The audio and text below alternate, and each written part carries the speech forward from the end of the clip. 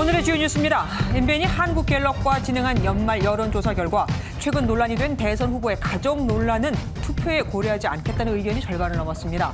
새 정부가 경제 분야에서 해결해야 할 문제로는 부동산 가격 안정을 가장 많이 꼽았습니다.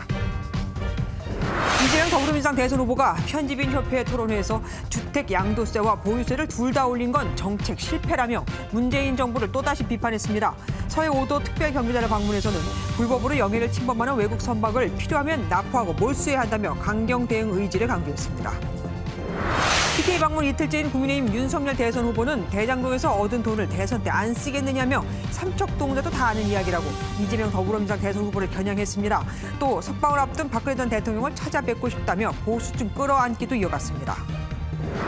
국회에서는 공수처의 통신자료 조회를 두고 여야 공방이 이어졌습니다. 합법적 절차라는 더불어민주당과 정치 공수처라는 국민의힘의 비판이 계속된 가운데 김준호 공수처장은 검찰, 경찰도 다 하는 일인데 공수처만 통신 사찰이라고 비판하는 건 과하다고 반발했습니다. 오미크론 변이를 서너 시간 안에 판별할 수 있는 PCR 분석법이 도입됐습니다. 내년부터는 오미크론 특징에 맞춰 거리두기 체계가 위중증 중심으로 바뀌고 방역 패스도 단계적으로 완화됩니다. 대형마트 주차장 5층에서 택시 한 대가 벽을 뚫고 20여 미터 아래로 떨어져 신호 대기 중이던 차들을 덮쳤습니다. 이 사고로 70대 택시기사가 숨지고 다른 차량 탑승자와 보행자 등 7명이 다쳤습니다.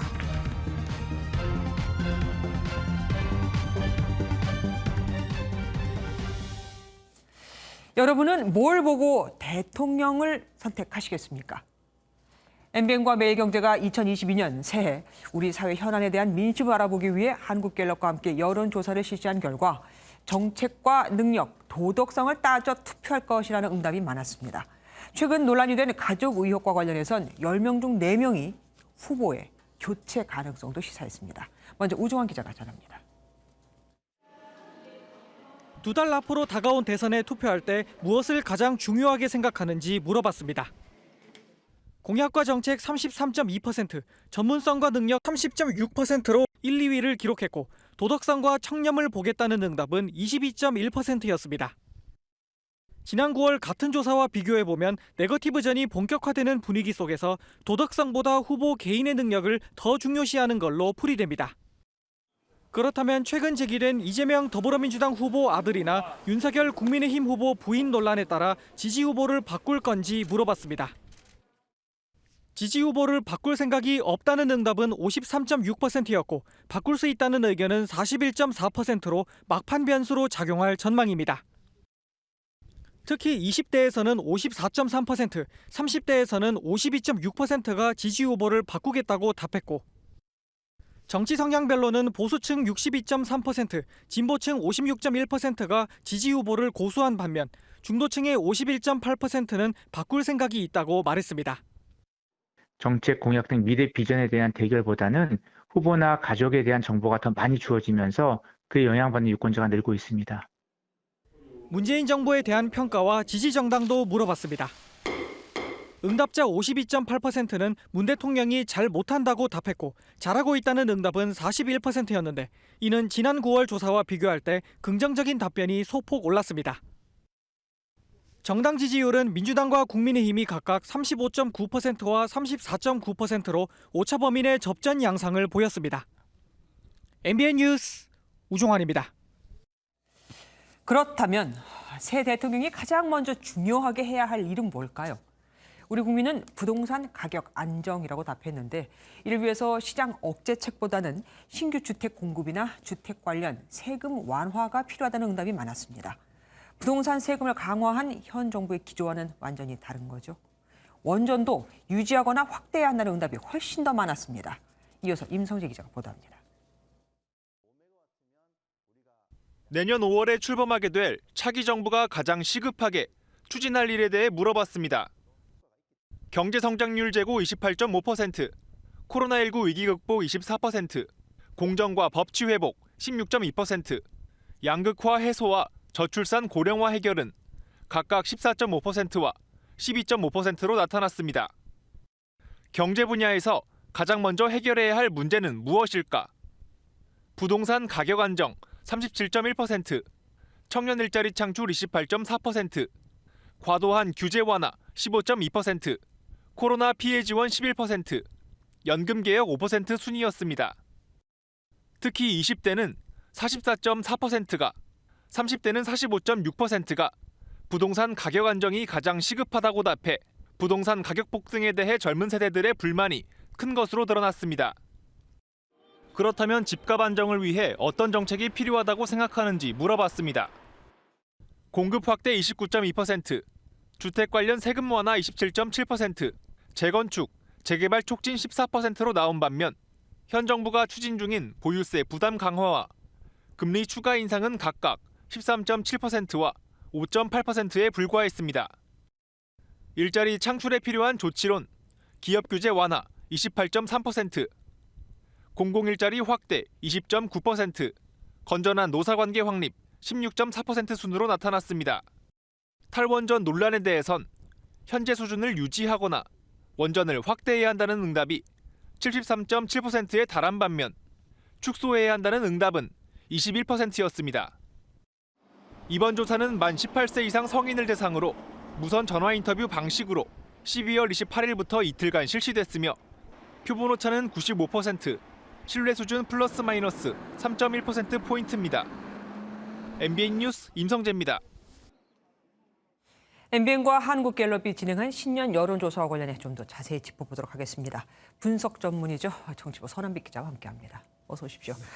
대통령 임기가 얼마 남지 않았습니다. 네. 그래서 이번 여론조사에서는 문 대통령 5년에 대한 평가도 물어봤다면서요? 저희가 이번에 그 조사를 한 이유는 문재인 대통령 재임 기간 동안 이 5년 동안 했던 일에 대한 평가를 해봐야 대선 주자들의 전략도 좀 가늠해 볼 수 있기 때문인데요. 그래서 저희가 주관식으로 문 대통령이 가장 잘한 일이 무엇이냐고 물어봤습니다.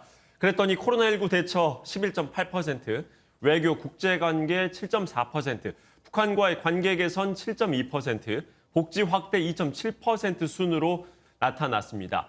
코로나 대처에 대해선 30대에서 16.1%, 40대에서 17.8%, 50대에서 16.9%가 잘했다라고 평가를 했고요. 자영업자에게서도 16.9%가 잘했다고 응답을 했습니다. 잘 못한 것도 물어봤겠죠. 그렇습니다. 문 대통령이 가장 잘못한 일로는 많은 분들이 예상하시는 것처럼 부동산 가격 안정 문제가 꼽혔습니다. 무려 38.4%가 부동산 문제라고 응답을 했습니다.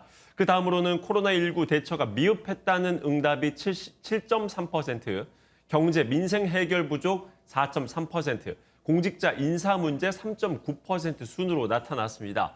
최근 있었던 박근혜 전 대통령 특별 사면에 대해서는 잘했다가 1.6%, 잘못했다가 3.0%로 나왔습니다.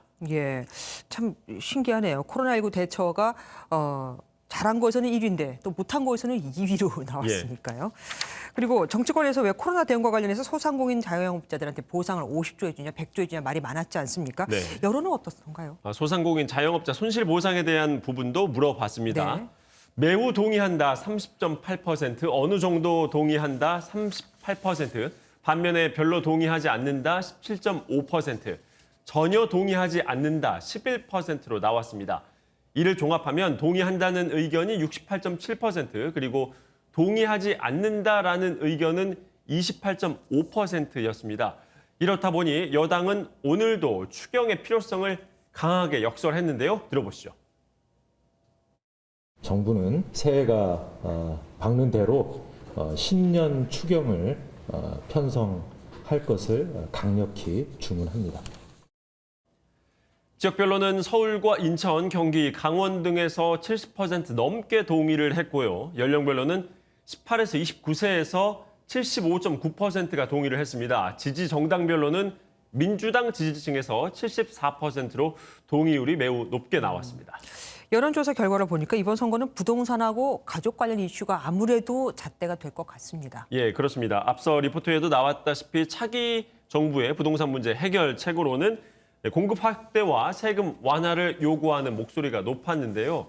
아직 마음을 정하지 못한 의견 유보층 또는 중도층 유권자들 상당수는 후보들의 부동산 메시지가 어떻게 나오는지를 좀 더 지켜보고 결정할 가능성이 크다고 봐야겠습니다. 한국갤럽의 분석도 함께 들어보시죠. 현 정부 부정평가자들은 부동산 문제를 그 이유로 꼽고 있습니다. 부동산은 세대를 막론해 모든 국민의 삶에 영향을 주며 공통의 관심사이기에 대선 주자들도 부동산 정책에 더 정성을 들이는 것으로 보입니다. 자, 이와 함께 후보 가족 의혹에 따라서 지지 후보를 변경할 수도 있다라고 응답한 사람이 10명 중 4명에 달하는 만큼 선거 막판까지 네거티브 공방은 더욱 치열해질 것으로 보입니다. 이렇게 막판까지 후보 교체기까지 나왔던 대선은 여태까지 없지 않았었습니까? 예. 참 힘든 선거입니다. 선한빛 기자와 함께했습니다. 고맙습니다. 이재명 더불어민주당 대선 후보가 기획재정부에서 예산 편성권을 떼어내고 개혁해야 한다고 밝혔습니다. 예산 편성권을 대통령 직속 기구에 줘야 한다면서요. 또 문재인 정부의 부동산 정책은 실패했다고 비판했는데 하지만 임대차 3법 폐지에는 반대했습니다. 이현재 기자가 보도합니다. 이재명 민주당 후보는 기재부가 예산 편성권을 이용해 다른 부처에 상관 노릇을 하고 있다며 최우선 개혁 대상으로 지목했습니다. 미국처럼 대통령 직속 기구에 예산 편성권을 주는 편이 바람직하다고 생각한다며 구체적인 방안도 내놨습니다. 부동산 정책에 대해서는 또다시 문재인 정부를 비판했습니다. 저는 부동산에 대한 보유 부담을 계속 늘려야 된다는 주장을 하는데 그러나 거래세 부담은 줄여야 된다라고 하는 게 또 국민적 합의이기도 합니다. 근데 지금 이 두 가지가 동시에 올라가고 있습니다. 이게 이제 일종의 정책 실패일 수 있는 거죠. 신규 택지 개발을 위해서 그린벨트도 일부 해제할 수 있다고 말했지만 임대차 3법 폐지에는 반대했습니다. 지금 민주당이 다수니까 이런 임대차 3법부터 손댈 의향은 없으신지요? 근데 결론적으로 말씀을 드리면 바꾸는 게 더 많은 혼란을 야기할 가능성이 있습니다. 오히려 더 문제를 심각하게 만들 가능성이 높다라고 생각해서 집권하게 되면 진영을 가리지 않고 능력 있는 사람을 쓰는 실용주의 합동 내각을 꾸리고 싶다는 구상도 밝혔습니다. 대장동 의혹에 대해 다시 그때로 돌아가도 같은 선택을 할 것이라고 말한 이 후보는 조건 없는 성역 없는 특검을 빨리 처리하자고 촉구했습니다.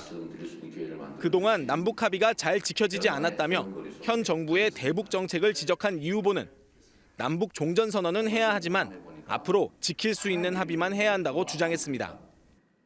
오후에 서해 5도 특별경비단을 방문해 2011년 불법 조업 중국 어선을 단속하다 숨진 해경 동상에 참배한 이 후보는 필요하면 납포하고 몰수도 해야 한다며 강경 대응 의지를 내보였습니다. MB 뉴스 이현재입니다. 야당 대선 후보까지 사찰하는 문재명 집권 세력에 맞서 싸우겠다. 무릎 꿇고 살기보다는 차라리 서서 죽겠다고 한 윤석열 국민의힘 대선 후보는 대장동 수익을 대선 자금으로 쓰는 게 아니냐며 이재명 후보에 대한 공세 수위를 더 높였습니다. 박근혜 전 대통령에 대해서는 회복되는 것을 기다려보겠다. 찾아뵙고 싶다고 밝혔습니다. 노태영 기자입니다. 윤석열 국민의힘 대선 후보는 국립시남 선열공원에서 순국 선열의 뜻을 기리며 대구 경북 이틀째 일정을 시작했습니다. 이어 대구 시내에서 열린 지역기자 간담회에서 TK통합 신공항 건설 조속 추진과 경제과학연구소 설립 등을 포함한 지역발전 10대 공약을 발표했습니다. 이재명 더불어민주당 대선 후보에 대해서는 또다시 중범죄자라고 비판하며 대장동 사업 수익이 대선 자금으로 쓰이는 것 아니냐는 의혹을 제기했습니다. 이 중범죄로 얻은 이 돈 가지고 이거 대통령 만드는데 안 쓰겠습니까? 이거 삼척동자도 다 아는 얘기 아니에요? 어떻게 이 정권에 들어와서 국격이 무너져도 어떻게 이렇게까지 무너지는지. 대구시 선대위 출범식에 앞서 15개 친박근혜 전 대통령 단체들은 윤석열 후보를 면담하고 지지를 선언했습니다. 윤 후보는 보수의 심장 대구를 찾은 만큼 석방을 앞둔 박 전 대통령의 건강이 회복되면 찾아뵙고 싶다고 말했습니다. 조금 더 일찍 나오셨어야 되는 거 아니냐 하는 생각이고 저도 뵙고야 싶죠. 그렇지만 좀 하여튼 기다려보겠습니다. 회복되는 걸 한번 기다려. 같은 시간 우리공화당 측은 연이틀 박 전 대통령을 수사했던 윤 후보의 사퇴를 촉구하며 시위를 벌였습니다. 윤 후보는 내일 충북 지역 한 사찰을 찾아 종교행보를 하며 2박 3일 일정을 마무리합니다. MBN 뉴스 노태현입니다. 공수처가 통신 자료를 조회한 야권 의원이 또 추가되면서 이제 80명을 넘었죠. 윤석열 후보와 그 부인 또 후보의 여동생도 다 포함이 됐고요. 특히 윤 후보는 지난 3월 검찰총장에서 물러나고 6월 정치 참여를 선언할 때쯤 수사기관들의 통신 자료 조회가 본격적으로 이루어졌던 것으로 드러났습니다. 이재명 더불어민주당 후보는 수사 절차가 적법하다면서도 야당 인사들만 통신 조회를 했다면 문제가 될 수 있다고 밝혔습니다. 신지호 기자입니다. 국민의힘은 오늘 오전 문재인 정권 불법 사찰 신고센터를 출범시키며 공세 수위를 높였습니다.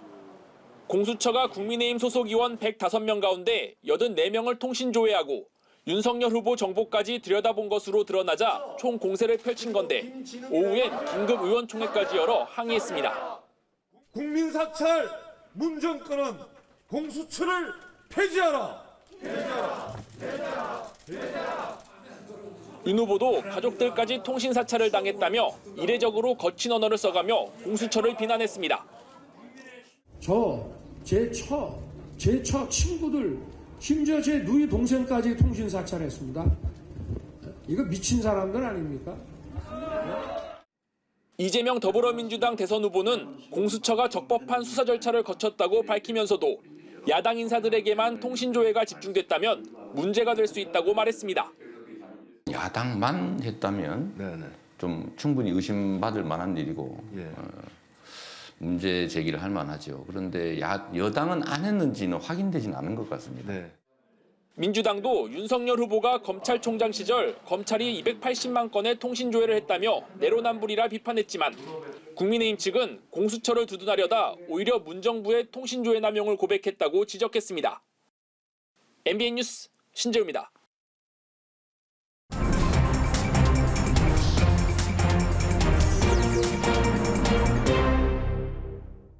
오늘 있었던 정치권 뒷이야기 들어보는 정치 톡톡 시간입니다. 국회팀 박자은 기자와 얘기 나눠보겠습니다. 박 기자, 김준욱 공수처장의 오늘 국회 법사위 출석이 가장 화제이지 않았습니까? 그런데 그 전에 국민의힘 의총에 갔다는 게 무슨 말입니까? 네, 오늘 국민의힘이 긴급 의원 총회를 소집했는데요. 이 총회는 국민의힘 의원 105명 중 86명이 공수처로부터 통신 기록을 조회당했다는 사실이 알려지면서 분위기가 험악하게 시작이 됐습니다. 네. 현재 보이시는 자리가 이 법사위 회의장 앞 복도입니다. 이 자리에 김진욱 공수처장이 국민의힘의 요구로 깜짝 등장했는데 국민의힘 의원들은 복도에서 김 처장을 막아서며 사퇴하라고 촉구했습니다. 오늘 입장을 밝히라고 제가 요구를 하였습니다. 그리고 입장 발표와 함께 사퇴 의사까지도 확인 부탁드립니다. 제가 그냥 들어가겠습니다. 무릎 꿇고 사죄하라고! 오늘 이 자리는 제가 어제 4시 반에 출석하라고 통보를 받았습니다. 네, 김 처장의 입장을 표명한다는 소식을 듣고 쫓아온 박주민, 김종민 등 민주당 의원들은 공수처장이 야당 의총에 참석하는 것은 부적절하다며 2시부터 열리는 법사위에서 질문하라고 언성을 높이기도 했습니다. 아니 처장님, 법사위원들 통해서 질문을 하십시오. 네, 결국 김 처장은 이곳 복도에서 30분을 보내다가 법사위장으로 쫓겨나듯 발길을 돌렸습니다. 예. 그리고 여야 대선 후보들의 토론을 놓고 참 연일 시끄럽지 않습니까? 그런데 이에 대해서 김종인 선대위원장이 윤 후보가 토론회 갈 수 있다 이런 가능성을 내비쳤다면서요. 네, 오늘 김종인 국민의힘 총괄선대위원장이 아침 선대위 회의를 마치고 나서 윤 후보의 토론회 거부를 어떻게 보냐는 질문에 참여 가능성을 열어둔 건데요. 아무래도 토론 거부 의사로 인해서 여론이 좋지 않다고 판단한 것 같습니다. 그러니까 TV 토론이라고 하는 것을 갖다가 무조건 거부하는 건 아니라고 난 봐요. 합당한 소재가 설정이 되고 거기에 대해서 두 후보가 합의하면 토론을 하는 것이지. 그런데 지금 이재명 후보의 경우에는 뭐가 확고한 기본적인 이 토론의 주제가 뭔지를 잘 모르겠어요. 네, 하지만 아직까지 윤 후보는 2월 15일 이후에 시작되는 3번의 법정 토론 외에는 하지 않겠다는 생각이 강한 것으로 알려졌습니다. 그러니까 윤 후보 말은 이거잖아요. 지금 이 후보가 계속 말을 바꾸는데 말을 바꾸는 사람하고 어떻게 토론을 하냐 이런 논리입니다. 그런데 또 여기다가 이 후보가 중범죄자 혐의가 있다라고도 하지 않았습니까? 그런데 이 단어 선택 때문인지 당 내외에서 다 말이 많아요. 네, 사실 당내 여론이 그렇게 좋지만은 않은데요. 먼저 이준석 당대표는 이 표현에 대해서 그 발언만으로 이 후보의 지지자를 무시한 셈이고 그 태도가 중도층에 영향을 준다며 지지율 하락을 우려했고요. 또 국민의힘의 호의적인 반응을 보여온 진중권 전 동양대 교수도 어제 불필요한 말이고 예의가 아니다라고 평가한 바 있습니다. 뭐 선을 넘지 말자 뭐 이거 같아요. 그리고 여야 대선 캠프에서 요즘에 책 때문에 뭐 신경전을 벌이고 있던데 책이 한 권도 아니라면서요? 네, 2권인데요. 2권 모두 베스트셀러에 올랐습니다. 네, 먼저 민주당은 굿바이 이재명, 국민의힘은 그리움은 아무에게나 생기지 않습니다라는 책을 두고 골머리를 앓고 있습니다. 굿바이 이재명은 배우 김부선 씨의 변호를 맡았던 장영하 변호사가 이재명 후보의 친형인 고 이재선 씨의 입장에서 쓴 책인데요. 현재 대형 서점 베스트셀러 2위를 달리고 있습니다. 원희룡 국민의힘 선대위 정책본부장은 진짜 기본서가 나왔다고 홍보했고 권성동 당 사무총장은 300권을 구입해서 선대위 관계자에게 배포하겠다고 밝혔습니다. 네. 민주당은 이 책에 대해서 법원에 판매 금지 가처분 신청을 했는데요. 다음 달 12일 판결이 나옵니다. 또 그런가 하면 윤석열 후보 측은 박근혜 전 대통령과 지지자들이 4년 동안 주고받은 옥중 서신을 박 전 대통령 최측근인 유영하 변호사가 모아 출간한 그리움은 아무에게나 생기지 않습니다라는 책이 지지율에 악영향을 미치지 않을까 고심하고 있습니다. 이 책도 저희가 찾아보니까 재고가 없어서 현재 온라인 주문도 어렵습니다. 그 정도예요? 그리고 국민의힘이 제2의 드루킹을 맡겠다면서 크라켄 프로젝트 가동을 예고했었지 않습니까? 그러니까 크라켄이 그러니까 쉽게 말하면 킹크랩을 잡아먹는다 해서 일부러 이렇게 이름 붙였나 본데 진행 상황이 나왔습니까? 네, 이제 한 달 좀 넘게 진행이 됐는데요. 오늘 이영 국민의힘 중앙선대위 디지털 본부장이 이 운영 결과를 발표했습니다. 먼저 악의적으로 쓰인 것으로 의심되는 댓글이 35만 개가 나왔고 악의적 댓글이 조직적으로 반복된 패턴이 964개로 확인됐습니다. 의심되는 특정 계정은 수십 개로 압축됐다고 하는데요. 정확한 수치는 공개하지 않았습니다. 조직적인 부분에 대한 움직임이 뚜렷한 패턴으로 발견되었다는 것은 일단 향후 클린한 선거를 위해서 정보를 분명히 할 필요가 있었습니다.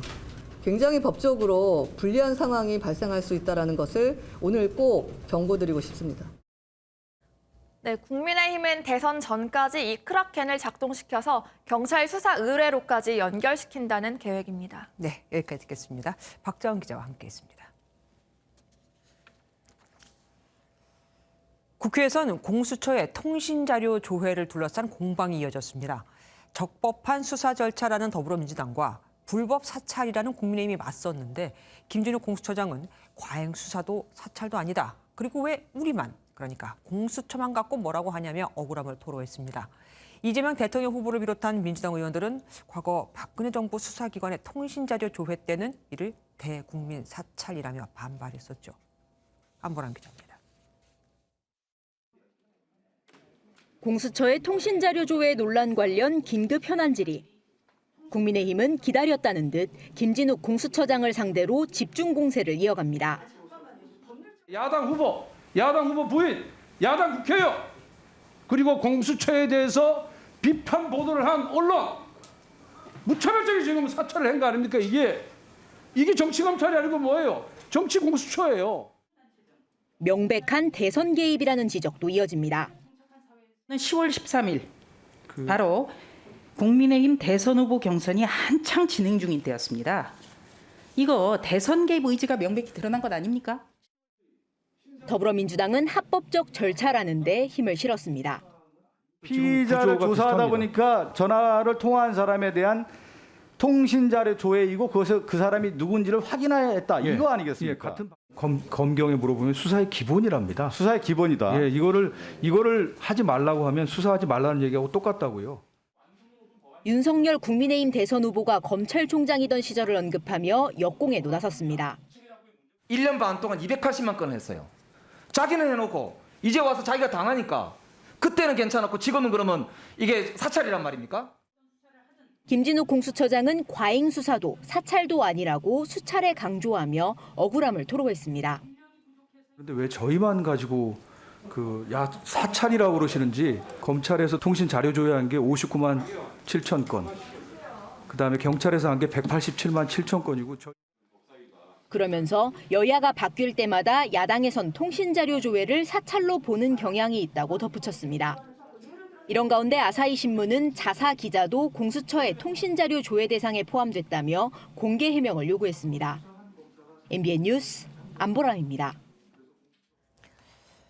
윤석열 국민의힘 대선 후보 처가 회사의 경기도 양평 공흥지구 개발 사업 특혜 의혹을 수사 중인 경찰이 양평군청을 전격 압수수색했습니다. 특혜 의혹에 대해서 경찰이 강제 수사에 착수한 건 이번이 처음입니다. 윤기란 기자입니다.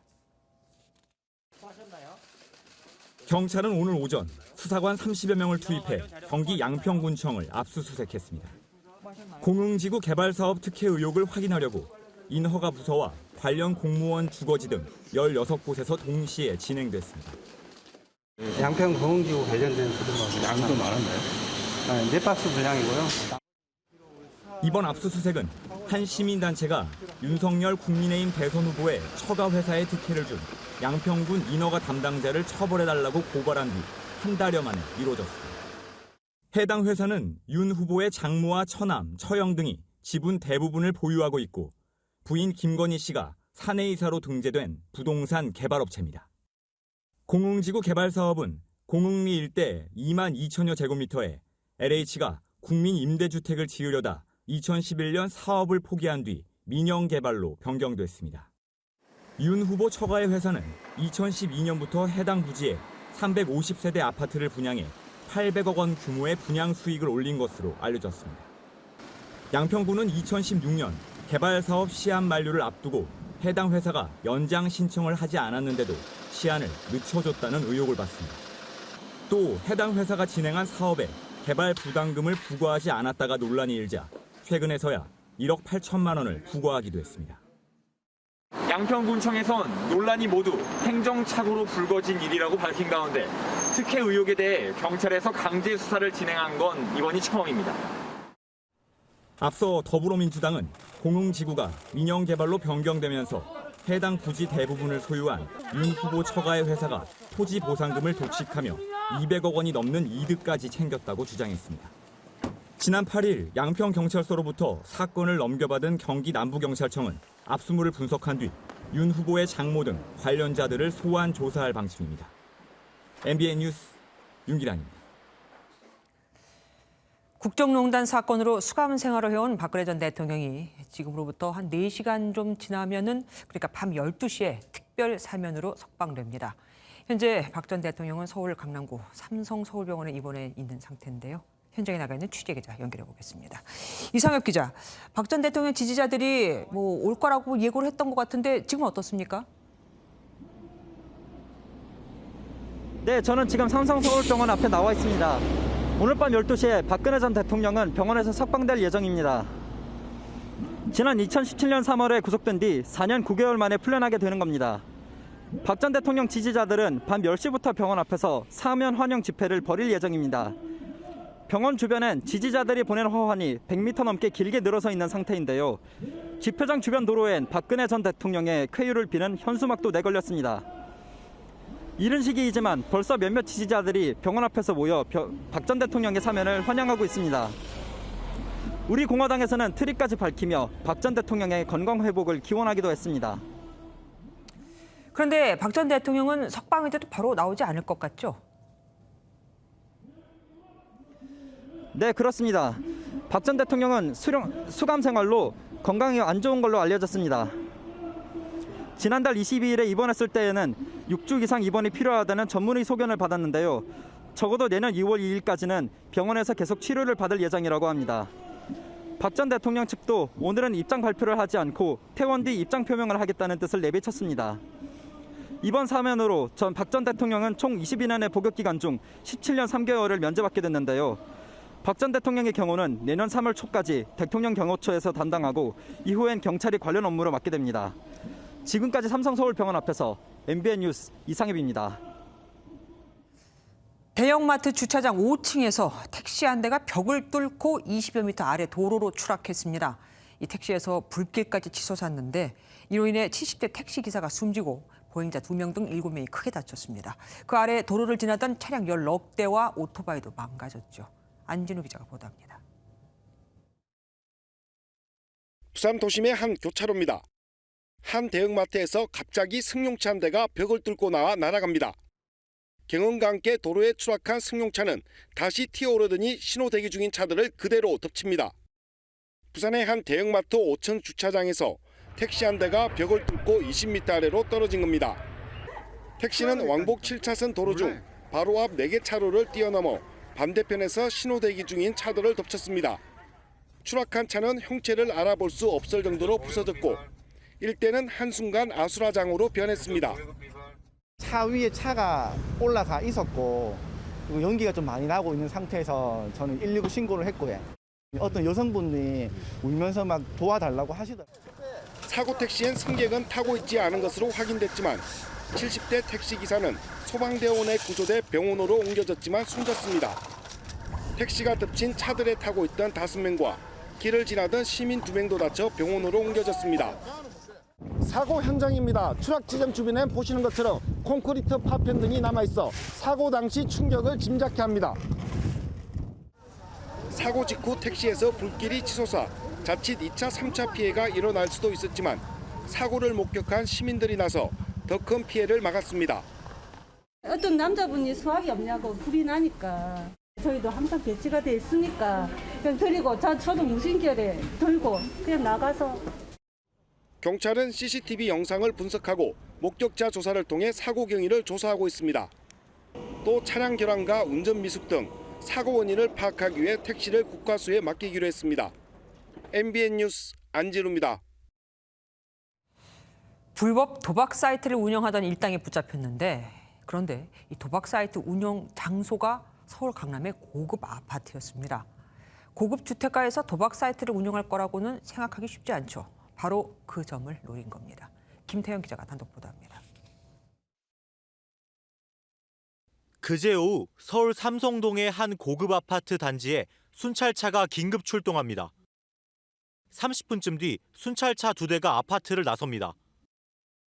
불법 도박 사이트를 운영하고 있다는 신고를 받고 출동한 경찰이 검거에 나선 겁니다.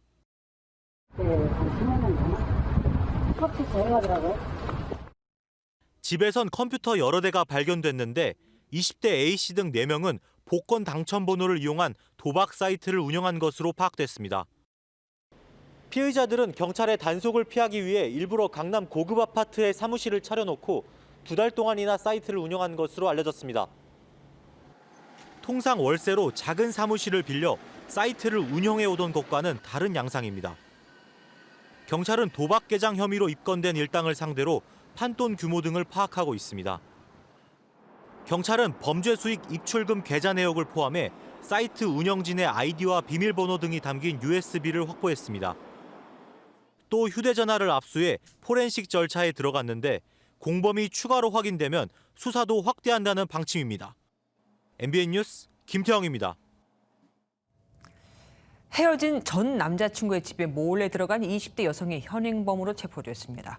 이 여성은 열쇠 수리업자를 불러다가 현관문 잠금 장치를 교체하고 비밀번호까지 바꿨습니다. 김민영 기자가 보도합니다. 서울 논현동의 한 주택가입니다. 경찰관들이 건물로 올라가더니 곧이어 여성을 순찰차에 태웁니다. 어제 새벽 4시쯤 헤어진 연인의 집에 몰래 들어간 20대 여성 A씨가 경찰에 붙잡혔습니다. 앞서 경찰은 새벽 1시 50분쯤 술 취한 여성이 문을 두드린다는 신고를 받고 출동해 피해자 집 앞 복도에서 A씨를 발견했습니다. A씨는 남자친구 집에 왔다고 했지만 경찰은 집안에 인기척이 없는 것을 확인하고 A씨를 돌려보냈습니다. 가라고 했대요. 근데 또 왔대. 경찰 둘, 여자 하나 있었고 밖에는 경찰 3명. 그때가 한 4시. 하지만 하지만 A씨는 집에 가지 않고 열쇠 수리업자를 불러 현관문 잠금 장치를 교체했고 비밀번호까지 바꿨습니다. 경찰은 집 현관문 비밀번호가 바뀐 것 같다는 피해자의 신고를 받고 출동했습니다. 또다시 출동한 경찰은 A씨를 피해 남성의 집안 현관에서 현행범으로 체포했습니다.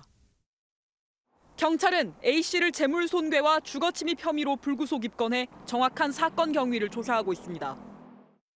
MBN 뉴스 김민영입니다.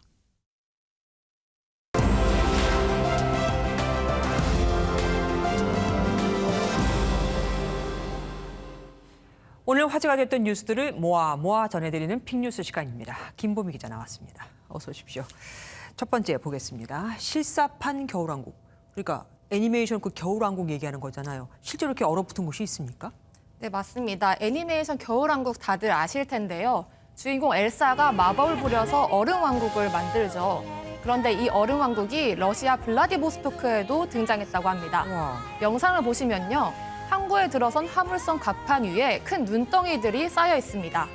바로 모두 자동차입니다. 지난 27일에 일본에서 중고차 80여 대를 싣고 바다를 건너오다가 영하 19도 강추위에 이렇게 얼어붙었다고 합니다. 아니 그럼 저 차들은 괜찮은 겁니까? 뭐 시동도 걸리고 그러는 거예요? 네, 강추위와 물보라가 만나면서 결빙 현상이 나타났고 최대 15cm 정도 눈이 쌓인 것으로 알려졌습니다. 일부 차량은 얼어서 창문이 깨지는 등 손상을 입었다고 하는데요. 다음 날 기상이 호전되면서 하역 작업에 들어갔는데 전기 히터나 뜨거운 물을 이용해서 녹이는데 애를 썼다고 전해집니다. 예, 차량들이 제대로 작동을 할까 싶습니다. 정말 강추위에는 속수무책이네요. 다음 소식 보겠습니다. 청력 잃고 태어나기, 좀 안타까운 소식인가 봅니다. 네, 그래도 절망적인 상황에서 한 줄기 희망의 빛을 보는 그런 얘기인데요. 미국 버지니아주에 사는 에버렛 콜리는 청력을 잃고 태어났습니다. 그런데 이 아이가 9개월 만에 엄마의 목소리를 처음으로 듣게 됐다고 하는데 그 첫 반응이 화제입니다. 한번 보실까요?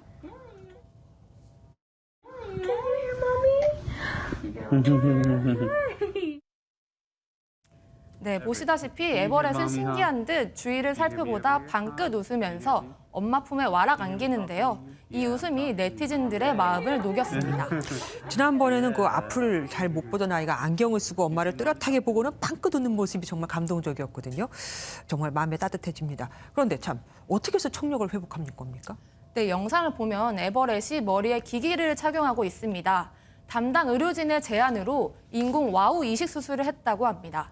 이 수술은 손상된 달팽이관에 청각세포를 대신할 수 있는 전극을 삽입해 소리를 듣게 하는 건데요.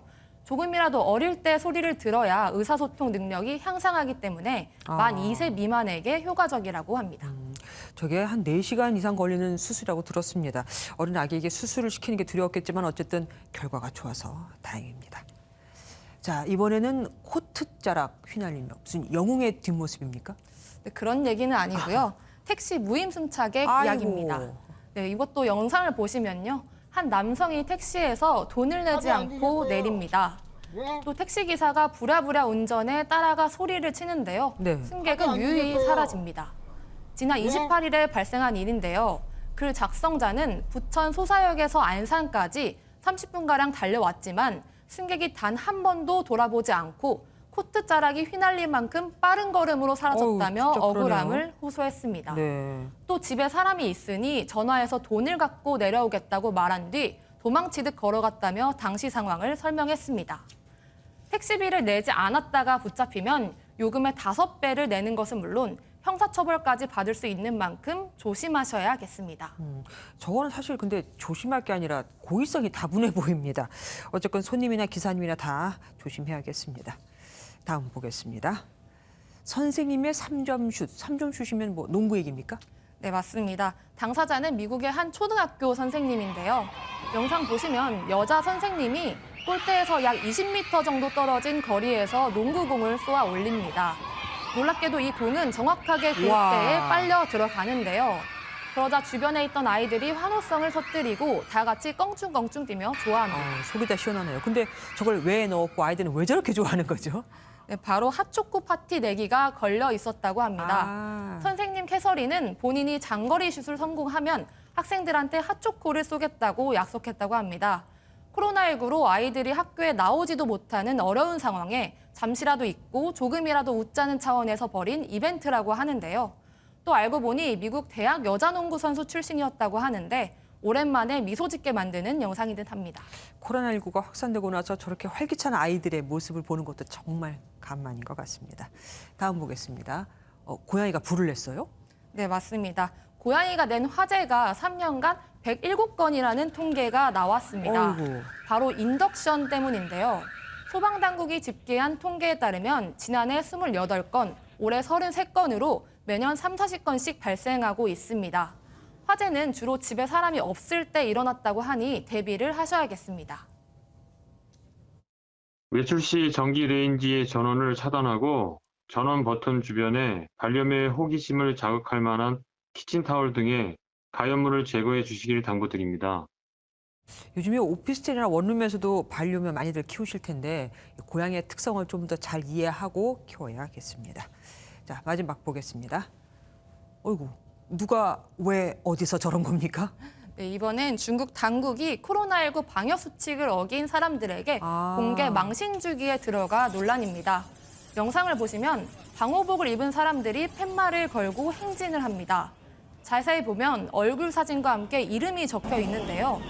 또 주변에는 무장 경찰이 배치됐고 이들을 세워두고 당국자가 마이크를 잡고 연설을 하기도 합니다. 아니 도대체 어떤 규정을 어겼길래 저렇게 망신을 주는 겁니까? 네, 이들은 베트남에서 중국까지 외국인의 미립국을 알선한 용의자들로 알려졌습니다. 그런데 미립국한 외국인이 코로나19 양성 판정을 받았고 이로 인해 3개 도시 학교들이 긴급 휴교하는 등 파장이 있었던 것으로 전해집니다. 하지만 일각에선 1960년대 문화 대혁명 시기에 행해진 공개 망신 주기를 연상시킨다는 비판의 목소리도 제기됐습니다. 참 진짜로 문혁 시대로 돌아간 듯한 느낌이 듭니다. 물론 뭐 방역 수칙 어기고 피해를 준 건 나쁘지만 그래도 인권 침해라는 부분도 우리가 생각해 봐야 되지 않겠습니까? 지금까지 해피뉴스 김보미 기자와 함께했습니다. 고맙습니다. 오미크론 변이 감염 여부를 신속히 판별할 수 있는 PCR 시약이 오늘부터 사용에 들어갔습니다. 위중증 환자가 연일 1000명대를 보이고 오미크론 확산 위험도 있으니만큼 내일 발표되는 거리두기 조정안은 현행 수준이 2주 정도 더 연장될 것으로 보입니다. 이상은 기자입니다. 코로나 확진 검체가 담긴 통이 나란히 꽂혀 있습니다. 오미크론 변이 감염 여부를 판별하는 시약이 담긴 용기에 분주기를 이용해 검체를 옮겨 담습니다. 전국 23개 기관에 배포된 PCR 진단 시약은 오미크론까지 5개의 주요 변이를 판별할 수 있습니다. 변이를 확인하는 데 걸리는 시간도 기존 3에서 5일에서 대폭 단축됐습니다. 이 변이 PCR은 그 확보된 검체로 진단 검사를 한 후에 그것을 하기 위해서 추출된 RNA 검체가 확보됐을 경우 추가적으로 3-4시간 정도 소요가 더 되면 오미크론 변이 의심자는 전수검사를 하고 일반 확진자 가운데서도 무작위 검사가 이뤄지는 만큼 오미크론 확진자가 급증할 가능성도 있습니다. 오미크론 변이의 어떤 빠른 전파력 등으로 가정 내에서도 추가적인 전파가 가능하기 때문에 신규 확진자는 이틀째 5,000명대로 감소세를 보였지만 위중증 환자는 1,145명으로 열흘 연속 1,100명대를 기록했습니다. 16세 청소년 1명이 백신 접종 후 사망했다는 신고가 접수돼 10대 접종 사망 신고는 모두 4명으로 늘었습니다. 확산세가 꺾였지만 내일 발표되는 조정안은 현행 수준이 2주 더 연장될 것으로 보입니다. 다만 방역 당국이 업종 특성에 따라 미세 조정이 있을 것이라고 밝혀 사적 모임 인원과 영업시간 제한에 조정이 있을 가능성도 있습니다. 화이자와 모더나 같은 mRNA 백신과 달리 전통적인 제조업 방식으로 개발돼 안정성이 높은 것으로 알려진 노바백스 백신도 다음 달 사용 허가가 나올 전망이어서 1, 2차 접종에 활용될 전망입니다. MBN 뉴스 이상은입니다. 내년 2월 1일부터 적용하기로 했던 청소년 방역 패스는 한 달 더 유예될 것으로 보입니다. 아울러 오미크론 확산 상황에 맞춰서 거리두기 체계도 지금처럼 확진자 위주가 아니라 위중증 중심으로 바뀌고 방역 패스도 단계적으로 완화될 것으로 보입니다. 이어서 전남주 기자가 보도합니다. 애초 교육부는 내년 2월부터 만 12세부터 18세 청소년에게도 방역 패스를 적용하겠다고 발표했습니다. 특히 소아 청소년에 대해서는 모든 책임을 다 그 국가에서 진다는 그런 마음을 가지고 필요한 부분들은 적극적으로 지원할 수 있도록. 하지만 일부 학생과 학부모 단체가 사실상 강제 접종이라며 반발했습니다. 또 방역 패스를 예정대로 진행하려면 청소년들이 지난 27일까지 백신 1차 접종을 마쳤어야 했지만 12세부터 17세 청소년 1차 접종률은 73%, 2차 접종률은 49.1%에 그쳤습니다. 이에 따라 교육부는 방역 패스 적용 시기를 한 달 연기하는 조정안을 내일 발표할 것으로 보입니다. 아울러 내년엔 사회적 거리두기 체계가 개편됩니다. 전파력은 강하지만 중증 위험도는 낮은 오미크론 확산에 맞춰 위중증 중심으로 바뀝니다. 내년 1월까지 치료병 상도 6,900개 추가되고 2026년까지 중앙감염병 병원도 만들 예정입니다. 이와 함께 내년에 만 12세가 되는 2010년생도 1차 접종을 시작해 1월 4일부터 사전 예약을 받습니다. 미접종자 감염 위험이 현저히 낮아지면 위험도가 낮은 시설부터 단계적으로 방역 패스도 해제할 전망입니다. MBN 뉴스 전남주입니다. 오미크론과 델타 변이가 동시에 유행하면 확진자가 쓰나미급으로 늘 수 있다. 세계보건기구에서 나온 말입니다. 실제로 미국에서는 하루 확진자가 45만 명, 하루 평균 확진자는 26만 명을 넘어서며 또 사상 최고 기록을 돌파했고 프랑스, 영국, 이탈리아 확진자도 50만 명이 육박했습니다. 미국 최중락 특파원이 이 코로나 진앙지라고까지 불리고 있는 워싱턴 DC의 모습을 전해왔습니다. 미국 워싱턴 DC 코로나 검사소. 기다리는 줄이 100m 가까이 늘어서면서 대기하는데 1시간 넘게 걸렸습니다. About over an hour. I don't have symptoms, but I want to be safe for the people around me. 곧 학교 방학이 끝나면서 코로나 검사를 받으려는 아이들도 눈에 띄었습니다. The 4th of January, playing with my friends. 미국 전역에서 인구 10만 명당 코로나19 확진자 수는 워싱턴 DC가 300여 명으로 가장 많은 것으로 나타났습니다. 워싱턴 DC의 인구 대비 확진자 비율은 다른 주보다 훨씬 높아서 이번 미국 코로나 재확산에 진앙지라는 말까지 나오고 있습니다. 무엇보다 수도 워싱턴 DC는 오가는 정관계 인사들뿐만 아니라 연말 연휴를 맞아 미국 내에서 가장 많은 관광객이 찾기 때문으로 분석됩니다.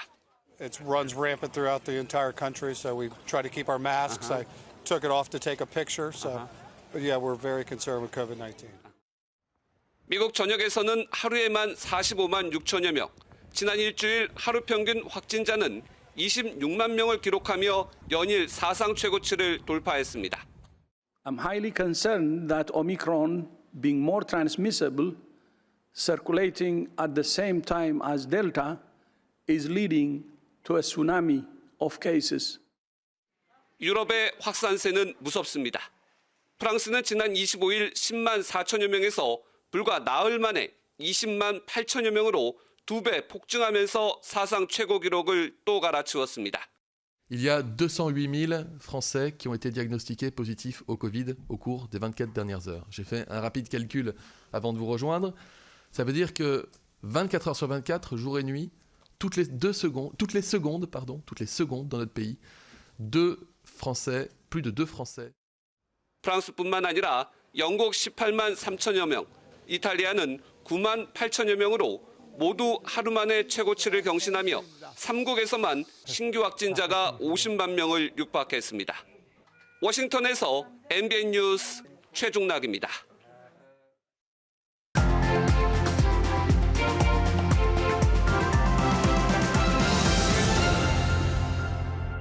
제멋대로 정해놓고 국민의 의무?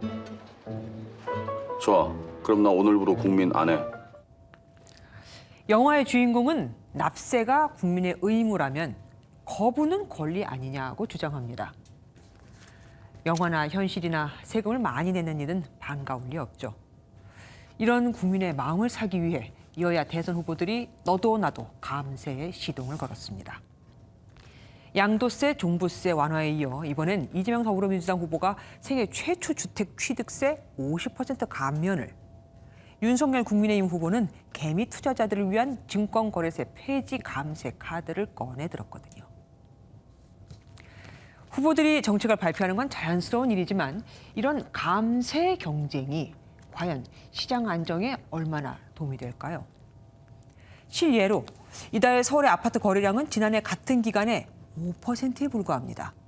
사실상 매매가 끊긴 셈인데 여야 대선 후보들이 하나같이 양도세를 낮추겠다고 하니 다주택자들로서는 적어도 내년 3월까지는 시장에 집을 내놓을 이유가 없어져 버렸습니다. 또 다른 의문도 있습니다. 여야의 감세 공약은 정부의 지갑을 축낼 수밖에 없는데 늘어나는 복지 수요는 어떻게 대응할까 하는 거죠. 국회 예산정책처 자료를 보면 정부 세법 개정안만으로도 내년부터 2026년까지 세수 5조 7천억 원이 줄어듭니다. 정부안에 더해서 여야의 감세 공약이 현실화되면 세수는 더 쪼그라들 수밖에 없죠. 더 이상 한시적인 선심성, 매표적이 아닌 진짜 국민이 납득하고 동의할 만한 시장의 불확실성을 조금이라도 해소할 수 있는 정책을 이젠 좀 내놔야 하지 않을까요? 2019년 노벨 경제학상 공동 수상자이자 MIT 교수인 바네르지와 디플로 부부는 좋은 의도는 좋은 정책을 형성하는 필수 요소지만 좋은 의도만으로 좋은 정책을 만들 수는 없다. 설령 좋은 의도에서 출발했을지라도 문제를 제대로 파악하지 못하면 나쁜 정책이 나올 수 있다고 했습니다. 여야 대선 후보들에게 꼭 전해주고 싶은 말입니다. 김주아의 그런데 오늘은 감세 공약 나쁜 정책 안 되길이었습니다.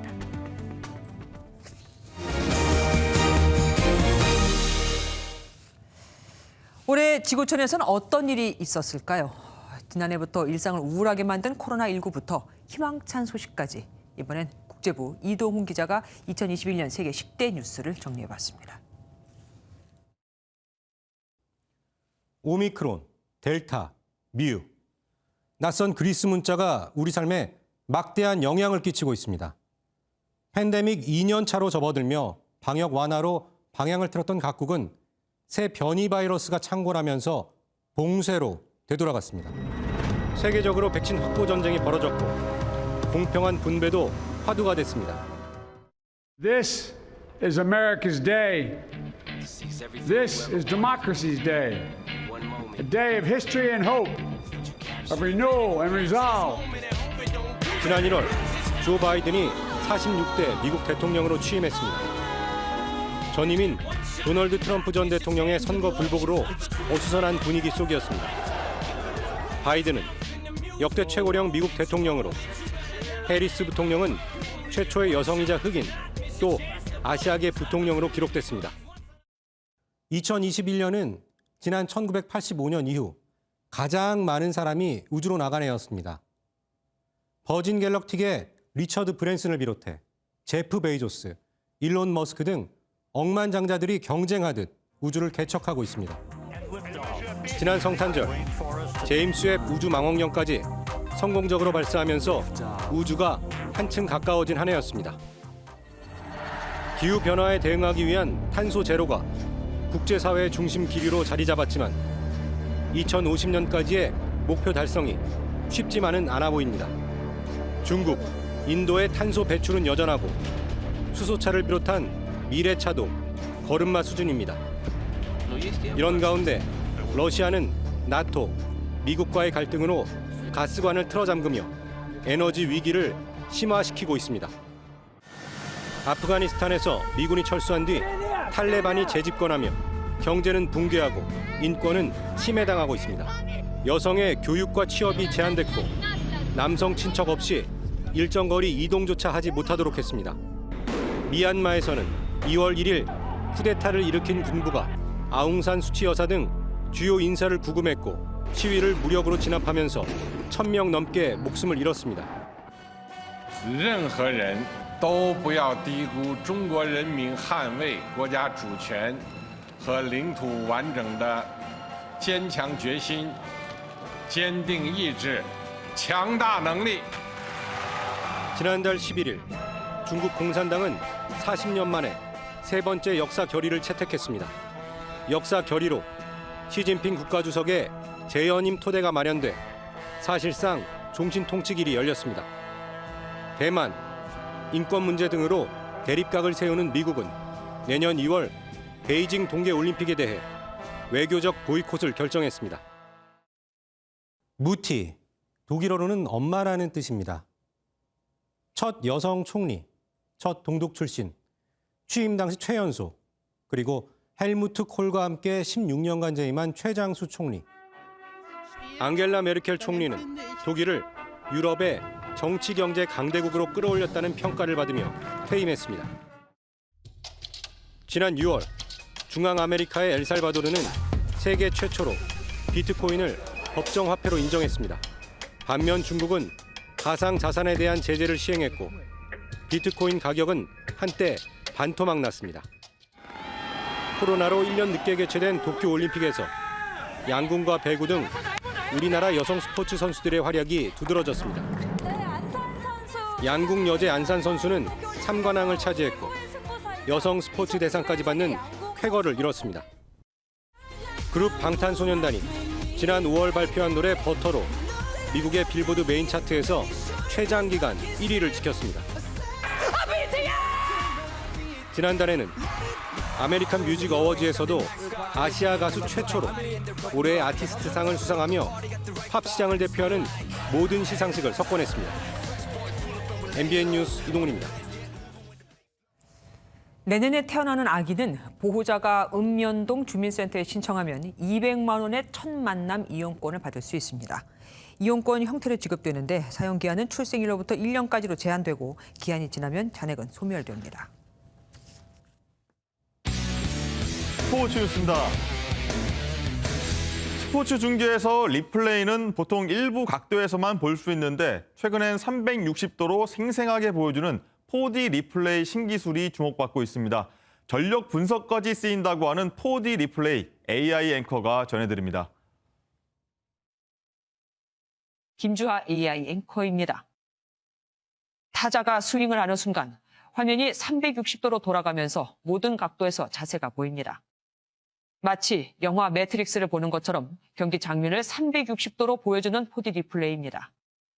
48대, 많게는 100대의 카메라가 여러 각도에서 촬영한 영상들이 실시간으로 모여 5초 안에 하는 화면으로 만들어집니다. 스포츠의 박진감 넘치는 장면을 더욱 생생하게 즐길 수 있는데 태권도 등에서는 비디오 판독에도 쓰여 판정에 도움을 주고 있습니다. 최근에는 팀의 전력 강화를 위한 분석으로도 활용되고 있습니다. 선수들의 이제 역량이라든지 그런 분석력으로 좋을 것 같다라고 하셔가지고 내년도에는 그런 선수 분석력으로 본격적으로 좀 진행할 예정입니다. 시청자 입장에서는 기존의 중계 방송에서만 제공되던 각도가 아닌 원하는 다른 각도의 화면도 즐길 수 있습니다. 기술의 발전이 선수들의 경기력 향상과 보는 재미를 더해주면서 팬들의 만족감이 점점 커지고 있습니다. 지금까지 김주하 AI 앵커였습니다. 러시아 푸틴 대통령이 아이스하키 선수로 변신해 무려 7골을 넣었습니다.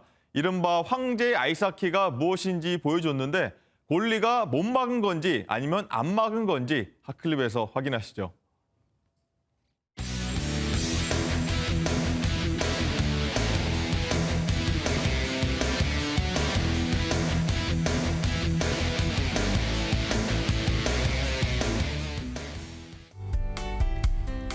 앞두고 날씨가 요란합니다. 오늘 충청과 전북을 중심으로 시간당 5cm 안팎의 많고 강한 눈이 쏟아져 내렸는데요. 대설특보가 발효 중인 이들 지역에는 짧은 시간 많은 눈이 내리면서 제설 작업에 어려움을 보이기도 했습니다. 눈은 내일 오전까지 이어지겠습니다. 호남과 제주 산지에는 적게는 1cm에서 많은 곳은 8cm 이상이 쏟아져 내릴 수 있겠고요. 그 밖에 경기 남부를 포함한 충청과 영남 일부 지역에는 오늘 밤까지 눈발이 날리거나 최대 5cm의 눈이 예상됩니다. 어제까지는 날이 풀리는가 싶더니 오늘은 세미단파까지 찾아와서 무척이나 추웠습니다. 내일 아침에는 기온이 더 낮아져 서울의 아침 기온은 영하 11도, 한낮에도 영하 4도에 그치겠습니다. 체감 추위는 이보다 더하겠고요. 이미 많은 눈이 내려 쌓인 데다가 기온이 급격히 낮아져 도로 살얼음에는 주의가 필요하겠습니다. 모레 낮부터는 평년 기온을 회복하겠습니다. 중부지방을 중심으로 한파특보가 발효 중입니다. 내일 세종과 충주는 영하 12도까지 떨어지겠습니다. 남부지방 광주는 아침에 영하 4도, 한낮에는 2도가 예상됩니다. 동해안을 따라서는 대기가 무척이나 건조한데요.